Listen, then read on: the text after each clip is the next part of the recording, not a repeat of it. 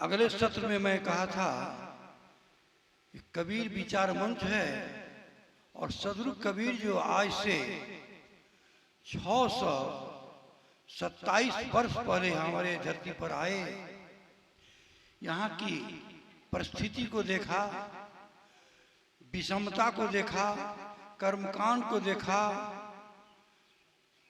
मुसलमानों के तांडव को देखा और तब उन्होंने अपनी तरफ से जो कुछ विचार दिया, जो सुझाव दिया, इसी पर थोड़ी चर्चा कर रहा हूं।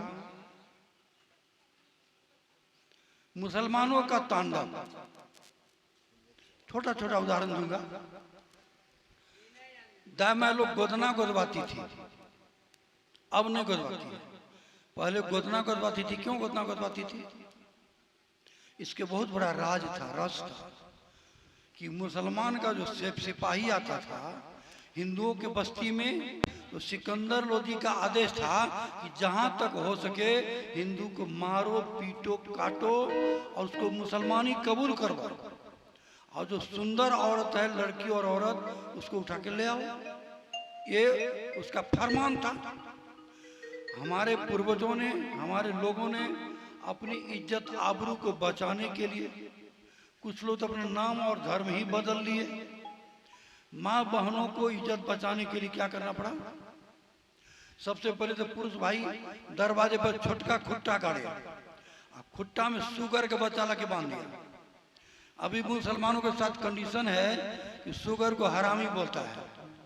जिस दरवाजे पर सुगर देखा वहां नहीं जाता था, यहाँ हरामी है, चलो छोड़ो।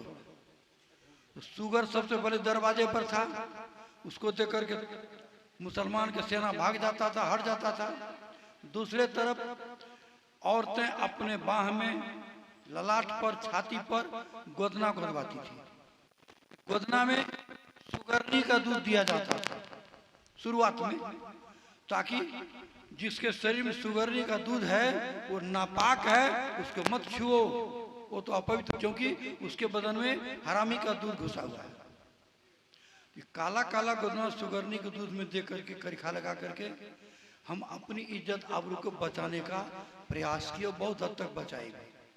ये थी मुसलमानों का तांडव, सिकंदर लोदी का तांडव। उसी विषम परिस्थिति में सदगुरु कबीर का प्रादुर्भाव हुआ। दूसरे तरफ पंडितों का पाखंड। भारत में पंडितों का बोलबाला था, जैसा कहते थे लोग कर लिया। मैंने कहा था, उन्होंने कह दिया कि नारी शूद्रो नो धियताम, औरत और शूद्र को पढ़ने का अधिकार नहीं है, वो नहीं पढ़ सकता। आपने सुना है अभी कुछ देर पहले इस्ताम्बुक नाम का व्यक्ति वेद पढ़ रहा था या ध्यान आत्मचिंतन कर रहा था, राम के द्वारा उसको मरवा दिया, हम सुन रहे थे।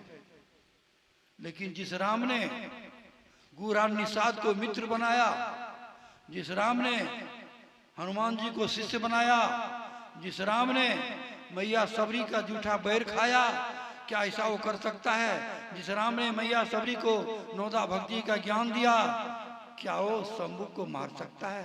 ये बिल्कुल कपोल कल्पित है और शूद्रों पर बहुत बड़ा प्रहार है, एकदम प्रहार है कि तुम लोग वेद नहीं पढ़ो, रामायण नहीं पढ़ो, ध्यान नहीं करो, सुमरन नहीं करो, भक्ति नहीं करो। ये बहुत बड़ा चोट था हम लोग के पर में। इसलिए पंडितों का पाखंड उतना ही नहीं किया इन्होंने। जो निम्न वर्ग के लोग थे वो पंडितों के बस्ती होकर नहीं जा सकते हैं। किसी विशेष परिस्थिति में यदि जाना है, डांड में कोई झाड़ू मान लो, वजनगर झाड़ू, उसमें तो पिच रोड था नहीं, कच्ची मिट्टी थी, बालू था, तुम्हारे पद चिन्ह नहीं रहे, आगे चलो, पीछे से झाड़ू उसको मिटाते जाएगा।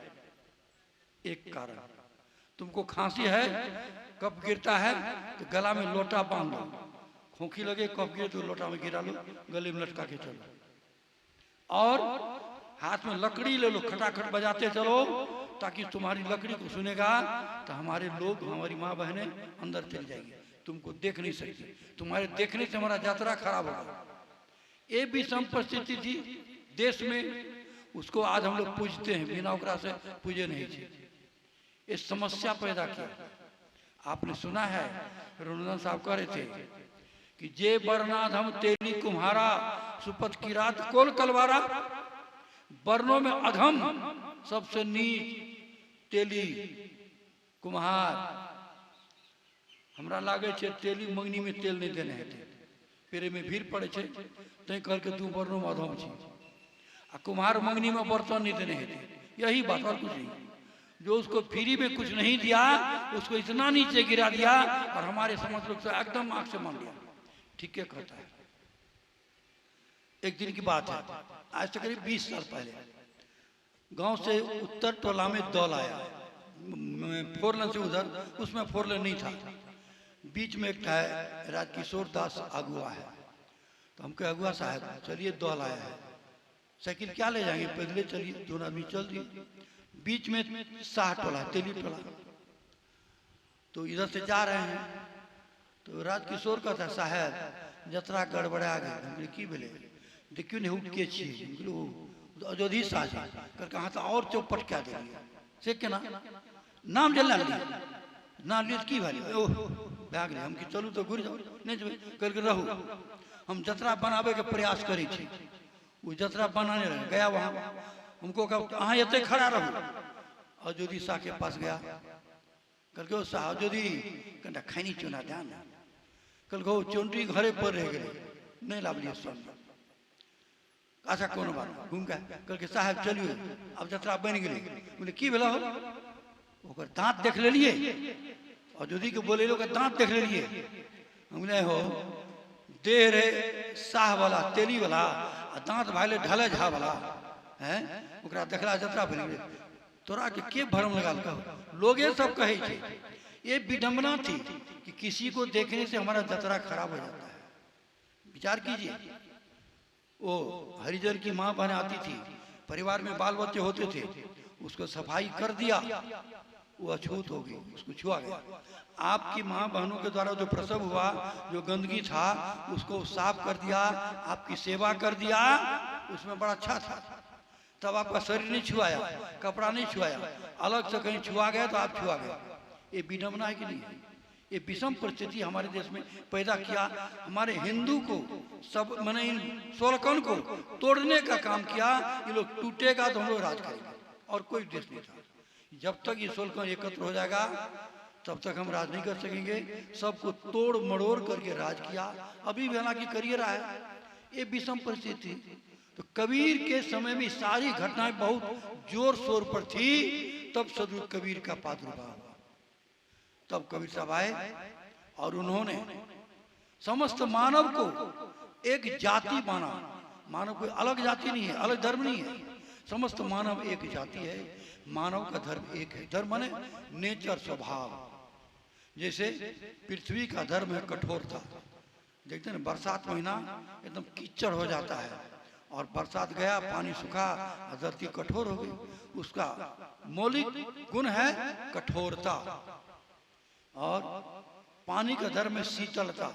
पानी को खूब गर्म कर दीजिए, छोड़ दीजिए, कुछ देर के बाद में अपने आप पानी शीतल अपने गुण में आ जाएगा, अपने धर्म में आ जाएगा। तो पानी का धर्म है शीतलता। और हवा का धर्म है कोमलता। हवा कोमल भाव पैदा करता है। अग्नि का धर्म उष्णता।